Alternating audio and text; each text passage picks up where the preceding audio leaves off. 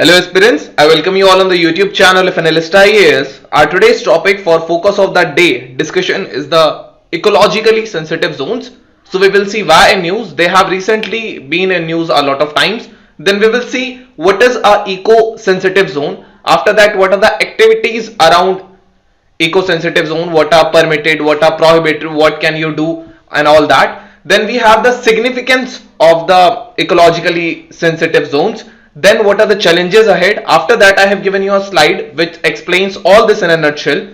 Then we will come to our today's prelims practice question, and after that we have our mains practice question as well. So we'll start with the topic that why in news. Recently, the eco-sensitive zones have been met with resistance from protests claiming that compliance with the Environment Protection Act of 1986 and the Wildlife Protection Act of 1972 has led authorities to disregard the rights of the forest communities and then negatively affect their way of life and the livelihood as well. So what is an ecologically sensitive zone? The National Wildlife Action Plan 2002-2016 of the Ministry of Environment, Forest and Climate Change stipulated that state governments should declare land falling within 10 km of the boundaries of the national parks and wildlife sanctuaries as eco-fragile zones or the eco-sensitive zones under the Environment Protection Act of 1986. For example, if this is a national park, then the area around it from minimum 100 meters to maximum 10 kilometers, this can be termed as the eco-sensitive zone. Now we will see that they create some kind of shock absorbers to the protected areas by regulating and managing the activities around the such areas. Therefore, these areas act as a buffer for protected areas and reduce developmental pressures around a wildlife sanctuary or national park. They also act as a transition zone from areas of high protection to areas involving lesser protection. Then there are some ecologically sensitive zones, like this is the Okla Bird Sanctuary, this is the Sultanpur National Bird Sanctuary, then there is Karnala Bird Sanctuary, Bandipur and Tiger Reserve. This has been in news greatly. Then you have the Western Ghats and the Pulicat Bird Sanctuary, then there are Sundarban Deltas, there are many more. So now we will see what are the activities around the ecologically sensitive zones. There are prohibited activities like industries which can cause pollution, commercial mining, sawmills, establishment of major hydroelectric projects, commercial use of wood, tourism, discharge of effluents or any solid waste or production of hazardous substances.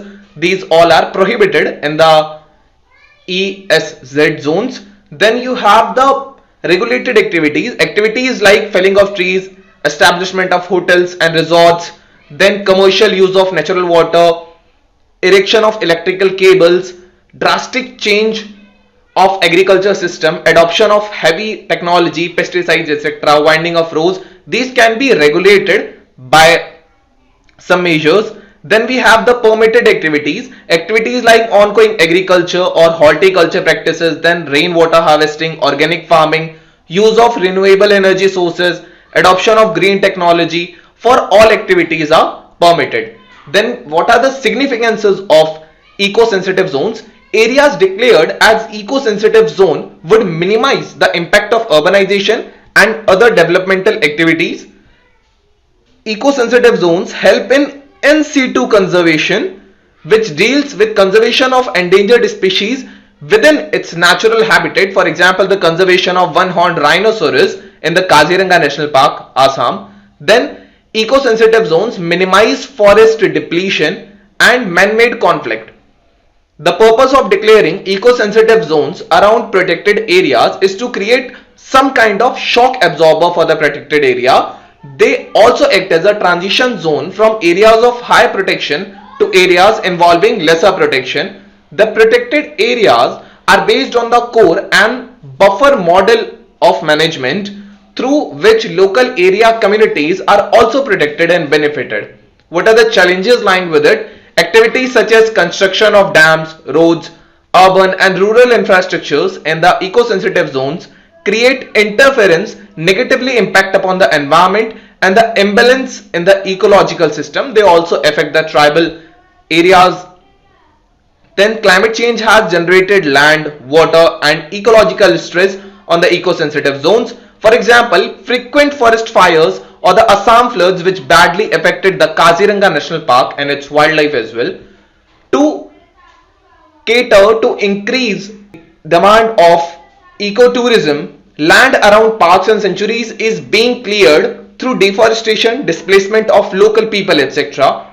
Failing to recognize the rights of forest communities and curbing poaching of animals, environmental legislations undermine the eco-sensitive zones in favor of developmental activities. Sometimes execution of the Environmental Protection Act of 1986 and the Wildlife Protection Act of 1972 makes the authorities ignore forest community rights and impact on their life and their livelihood.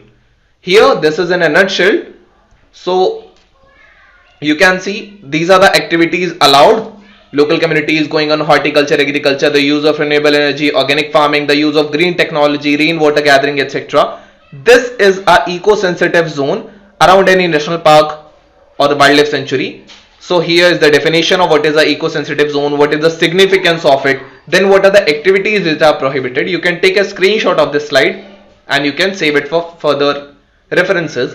Now we have today's prelims practice question, that with reference to eco-sensitive zones, which of the following statements is correct or are correct? The eco-sensitive zones are the areas that are declared under the Wildlife Protection Act of 1972. The purpose of the declaration of eco-sensitive zones is to prohibit all kinds of human activities in those zones except agriculture. Select the correct answer using the code given below. I hope you all can answer it easily. Now we have our today's mains practice question, that what are the ecologically sensitive zones often mentioned in the news?